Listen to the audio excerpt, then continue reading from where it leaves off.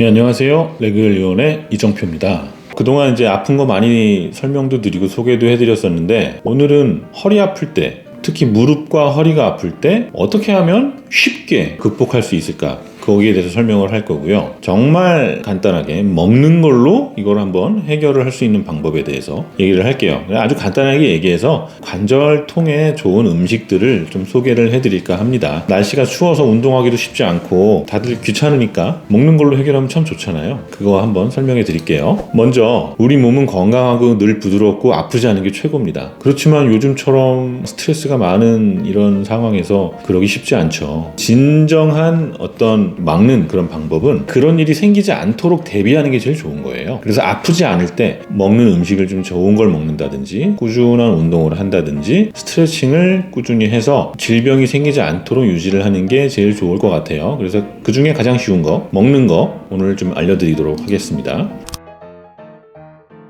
이 세상이 발전하면서 건강 유지하는 게 쉽지가 않잖아요. 우리 움직임은 점점 줄어들고 모든 게 다 스마트폰에서 해결이 되고 움직이는 게 줄어드니까 근육은 좀 약해지겠죠. 이런 것들이 이 신체에 좋지 않아요, 사실은. 특히나 이제 무릎이나 허리 같은 경우에는 꾸준히 좀 움직여주고 기름칠을 좀 해줘야 건강이 유지가 되는데, 집에서만 있다 보면 갑자기 근육이 막 경련이 일어난다든지 아니면 갑자기 통증이 생기고 몇 개월 이상 되는 경우도 있기 때문에, 그래서 그거를 막기 위해서는 오늘 잘 들어주시기 바랍니다. 우리가 사람에 대해서 알려면 그 사람이 뭘 먹는지를 보면 알 수 있다, 이런 말도 있잖아요. 우리가 먹는 음식은 우리 신체를 구성하는 데 굉장히 중요한 역할을 해요. 그래서 어떤 음식을 먹느냐에 따라서 이 사람이 무릎이 아픈지 허리가 아픈지도 예상을 할 수가 있겠죠. 또 얼마나 좋은 음식을 먹느냐에 따라서 똑같은 스트레스도 이 사람의 신체가 받아들이는 게 좀 달라지기 때문에 좋은 음식을 먹는 게 중요합니다. 그래서 몸에 좋지 않은 음식을 막 먹고 열심히 운동하는 것보다는 음식을 좀 까다롭게 신선하고 좋은 음식을 먹고 운동 하나도 안 하는 게 오히려 더 몸에 좋을 수도 있다는 거 알고 계셔야 됩니다.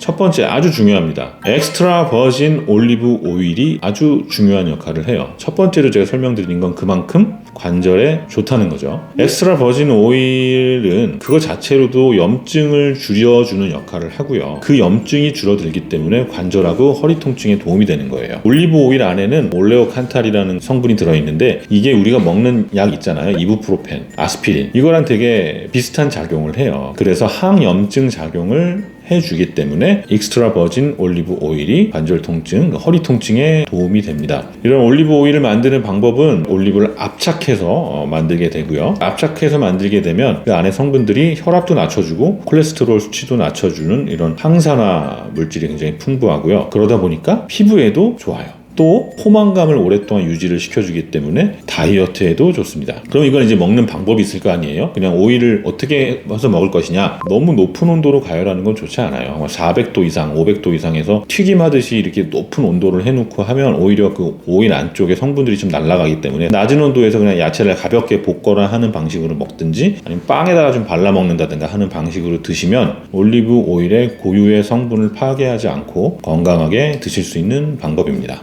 두 번째, 생선 기름, 연어, 송어, 참치, 정어리 같은 이런 생선들이 지방이 많은 생선이고요. 그걸 우리가 알고 있는 오메가3라고 하잖아요. 오메가3 지방산이 풍부한 생선을 먹으면 좋아요. 피쉬 오일들은 우리 몸의 항상성, 우리 몸을 항상 일정하게 유지하는 역할을 하는데 중요하고요. 그런 항상성을 지키는 동시에 관절의 뻣뻣함, 통증 이런 걸 감소시키고, 또 생선 안에는 비타민 D가 되게 풍부하거든요. 햇빛을 통해서 합성하는 그런 비타민 D들은 골다공증 예방에 도움이 되고 또 면역력에도 큰 도움을 주잖아요. 그래서 비타민 D 결핍 자체가 생기면 여기저기 아파요. 그래서 생선을 먹게 되면 그런 거를 좀 보충을 할 수가 있다. 만약에 나는 음식 기호상 생선을 별로 좋아하지 않는다, 그런 분들 있잖아요. 그런 분들은 그냥 일부러 막 드시지 말고 오메가3 영양제 드셔도 충분합니다. 세 번째, 견과류. 견과류도 오메가3를 공급하는 데 굉장히 중요하고요. 보통 이제 아몬드, 호두 같은 것들이죠. 제품으로 나온 게 있잖아요. 포장된 그런 제품들이 있으니까 하루에 한 봉지씩 드시면 충분히 견과류를 섭취를 할 수가 있습니다. 견과류 자체가 또 염증도 줄이고 장기적으로는 뼈를 좀 튼튼하게 해줘서 허리에 굉장히 좋아요. 특히나 뼈가 튼튼해지면 튼튼한 뼈 주변의 근육도 함께 발달을 해가지고 부상 방지를 하는데 도움이 됩니다. 네 번째로는 야채고요. 신선한 야채, 브로콜리, 콜리플라워, 양배추, 시금치, 녹색잎 채소 같은 것들이 관절통에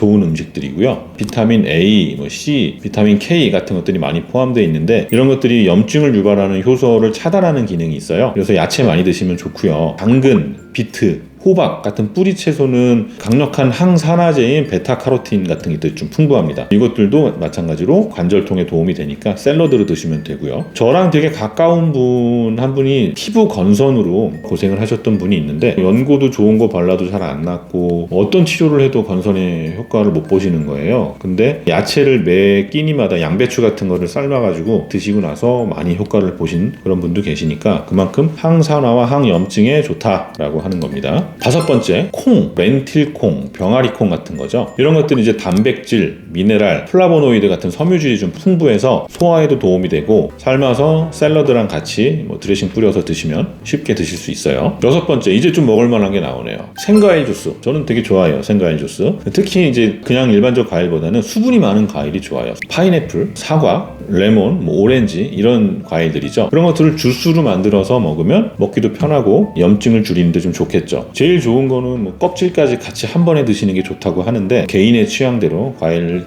드시면 됩니다. 토마토도 되게 좋아요. 토마토를 규칙적으로 드시면 리코펜 같은 것들이 풍부하기 때문에 항산화에 굉장히 도움이 되고 그게 이제 염증 조직을 조금 더 빨리 복구를 시켜주는 역할을 해요. 우리 손목이나 무릎, 허리 같은데 한번 손상이 되면 그 주변에 염증이 생기면서 힘줄이 약해지거든요. 그게 반복이 되면서 점점 허리가 약해지는 건데 토마토 같은 거 드시면 손상된 조직이 빨리 회복이 되면서 인대가 약해지는 걸 방지를 할 수가 있어요.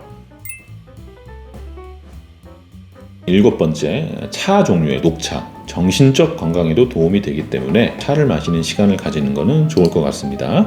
자, 8번째, 곡물 중에서도 통곡물. 필수 미네랄과 섬유질이 매우 풍부하기 때문에 그렇고요. 다크 초콜릿. 초콜릿이 관절통 예방에 좋습니다 라고 밝혀진 건 없지만 카카오 비율이 높은 초콜릿일수록 항염증 반응이 더 잘 된다라는 그런 것들은 지금까지 경험적으로 좀 밝혀진 것들이 있거든요.